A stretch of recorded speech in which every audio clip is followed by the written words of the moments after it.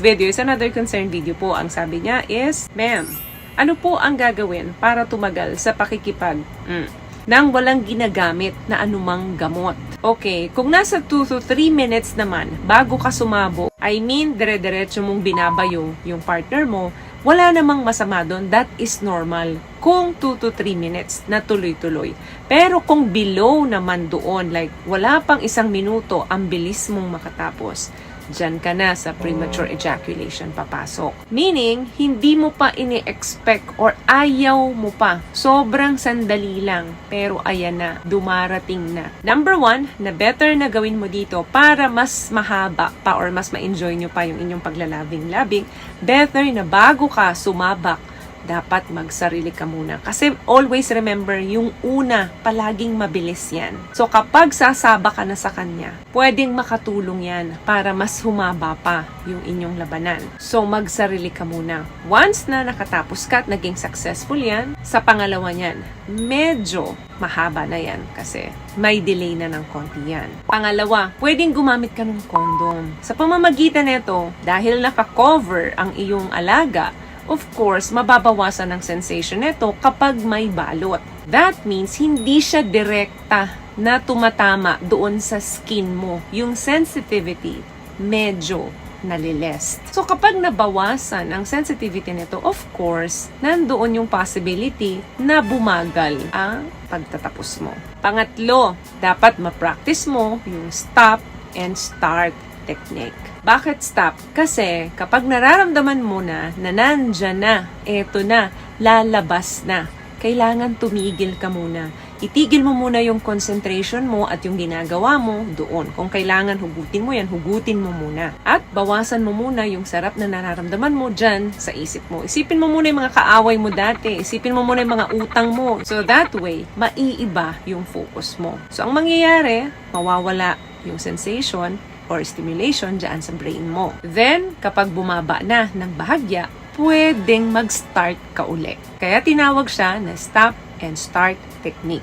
Mararamdaman mo naman yan na malapit ka na. Kapag nararamdaman mo na yon, simple, tumigil ka. At kapag bumaba yung sensation, then mag-umpisa ka uli. So parang ang mangyayari dyan, pinopause mo lang siya ng panandalian kapag nararamdaman mo na malapit ka nang mag-big O. Mag-focus ka muna sa iba. I-extend mo muna yung pagpo-foreplay mo, yung paghalik mo sa partner mo, or yung paghawak-hawak. For sure, mas masisiyahan pa yung partner mo kasi ang mga babae, gusto niyan yung mahabang paglalaro sa kanila. What I love about this product, itong No More Dark Secret ng K-Skin, bukod sa may advanced whitening na siya na kung saan pwede niyang matulungan na pumuti yung mga singit-singit mo, moisturizing, meron siyang anti-irritation, antibacterial, maintain healthy pH level. Hindi lang pambabae, meron din po tayong pang-lalaki. Next technique, ito naman yung tinatawag na squeeze technique. So anong gagawin mo? I-squiff mo yung shaft, yung pinakadulo ng alaga mo. Kapag nararamdaman mo na malapit ka na, of course, suhugutin mo ito. Yun yung maganda doon kasi may control ka. So, dapat pagka in-squeeze mo ito, make sure na madiin.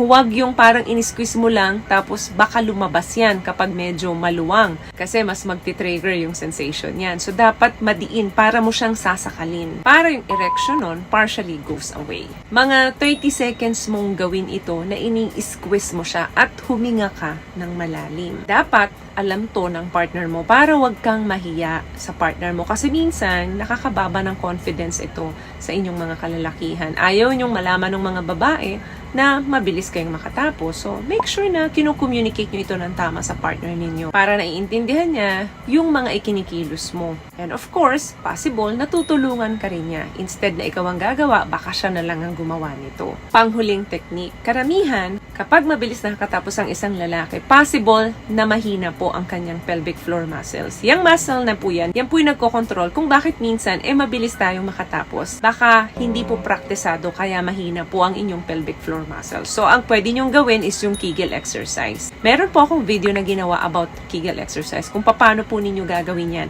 Para ka lang nagpipigil ng ihi niyan for about 10 seconds, then magre-release. Napakadali. Pwede nyong gawin yan ng nakahiga, pwede nyong gawin yan ng nakatayo. So, kapag napalakas po ninyo ang inyong pelvic floor muscles, malaki po ang chance na mas gumanda ang performance ninyo at mas tumagal kayo sa bakbakan. Kasi mas malakas po ang control ninyo kapag mas healthy po ang pelvic floor muscle. Sa mga babae naman, maganda rin pong gawin ang Kegel exercise na ito dahil nakakatulong ito para mas sumikip ang ating pechay. And also para maiwasan yung mga buwa na sinasabi sa ating mga kababaihan. Napakadali po ng exercise na yan at hindi po matagal.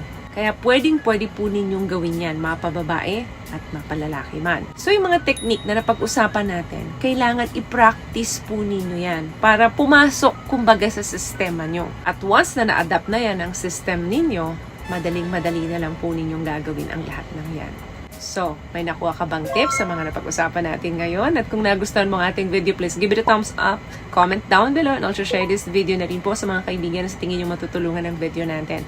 Once again, palagi po kayong mag-iingat at palagi po kayong manalangin. Thank you guys for watching and see you in our next one. Always love yourself and be a blessing. Bye!